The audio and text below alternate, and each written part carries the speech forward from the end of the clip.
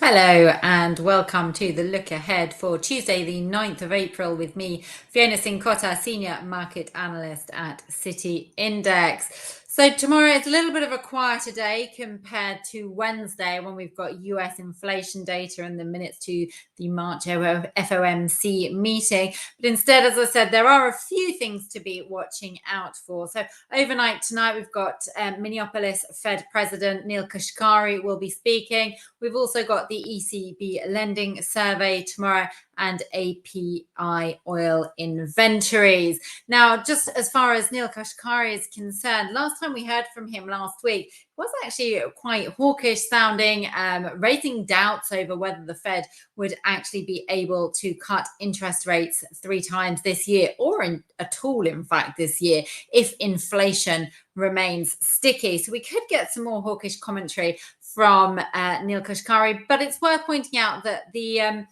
US dollar is holding steady, probably holding steady ahead of Wednesday's data. We're not really expecting any big moves prior to Wednesday's inflation figures.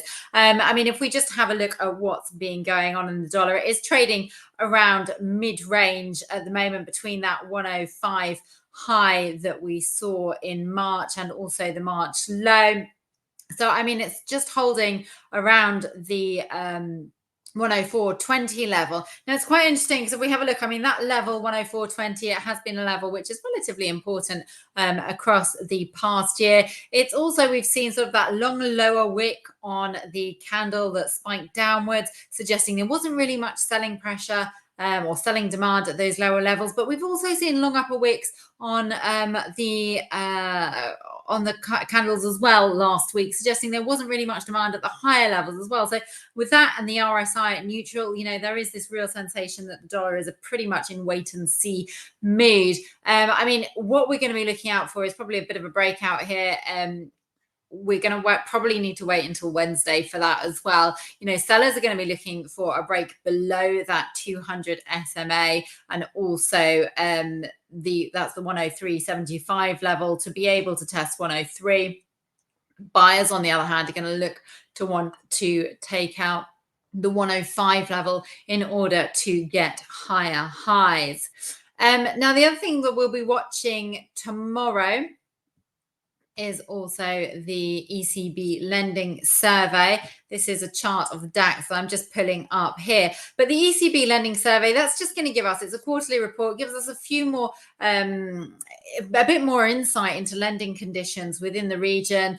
Are they becoming tighter, particularly around the real estate, as we see interest rates remain high? When I say tighter lending conditions, that sort of really refers to the requirements that banks put in order to be able to loan out the money. Also, loan demand will give us a clue as to the health of the Eurozone economy. Now, we do know that the Eurozone economy is struggling. It hasn't fallen into recession, but it has been fairly weak. We've just seen some divergence, particularly between the service sector and the manufacturing sector recently, with the service sector returning to growth, but the manufacturing sector is still well in decline. So, but as I said, this data will give us some more clues over the ECB's the health of the Eurozone economy. And it comes ahead of Thursday's ECB interest rate decision, where the central bank is expected to keep rates on hold. Now, just having a look at what's going on in the DAX chart, as we can see, we've had those phenomenal rallies, and we've talked about it quite a bit across the end of last year and the first quarter of this year. Rose to an all-time high there of 18,640. It's eased lower since then, falling below a short-term rising trend line, reaching support there at the 18,085 level. Now, we've seen a rebound from that level, and that buyers have sort of pushed back above the 20 SMA. So it is sort of stepping higher. We've had a pretty strong rally today of over 1%. Buyers are now going to be looking to edge towards the 18,400 level. If we can get above 18,400, that was Friday's high, then we're going to be looking towards the 18,640 again and fresh all-time highs. On the lower side, sellers are going to be looking for a break below 18,085 in order to be able to push lower and create a lower low. So that's the DAX. Other one to be watching out for, we mentioned not much going on, but we do have oil inventories, API oil inventories.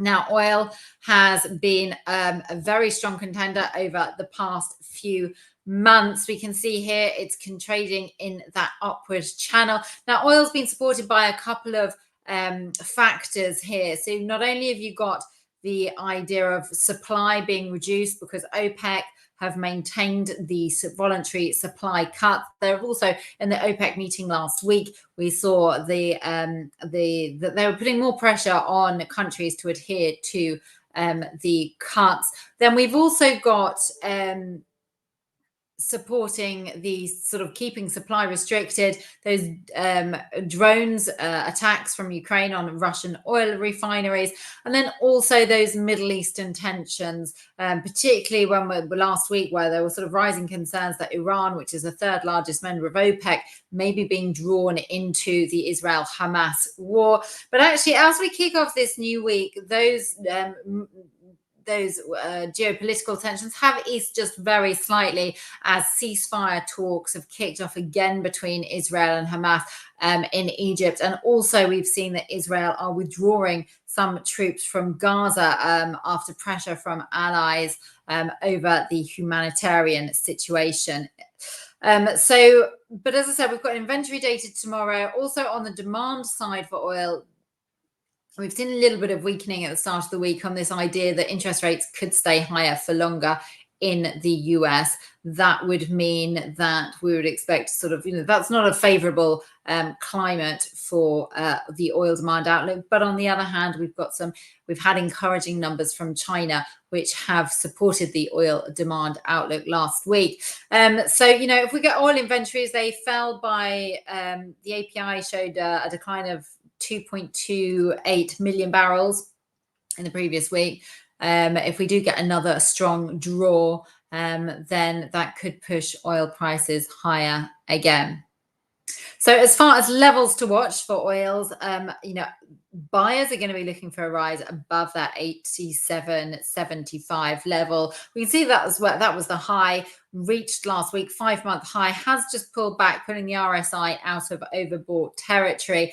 On the downside, if we get a rise above that 87.75, then we'll be looking towards the 90 level. Just really interesting on the downside, the low today was 84.70, which was that support line you can see there, which was also the August high. So that's come in as quite a key level. Below there, 83.10 will also offer some support. So I hope you like what you've seen. And if you do, then please do give this film a like. And if you would like to receive more videos like this, then do please follow.